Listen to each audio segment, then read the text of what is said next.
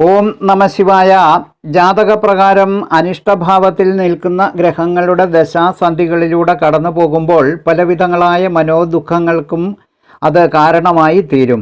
ജാതകത്തിൽ ദുർബലനായ സൂര്യൻ്റെ ദശാകാലത്തിൽ മനക്ലേശം, സാമ്പത്തിക ബുദ്ധിമുട്ടുകൾ, സ്വന്തം ജനങ്ങളുടെയും ബന്ധുജനങ്ങളുടെയും മരണം, വിരഹം തുടങ്ങിയവയും രോഗപീഠകളും ശത്രുക്കളിൽ നിന്നും വലിയ വിധത്തിലുള്ള ഉപദ്രവങ്ങൾ ഉണ്ടാകുകയും അവരിൽ നിന്നും ഉപചാപങ്ങൾക്കും ഗൂഢാലോചനകളും ഉണ്ടാകുകയും അതുവഴി ശത്രുവർദ്ധനയും തുടങ്ങിയ നിരവധിയായ ദോഷാനുഭവങ്ങൾ ഉണ്ടാകും.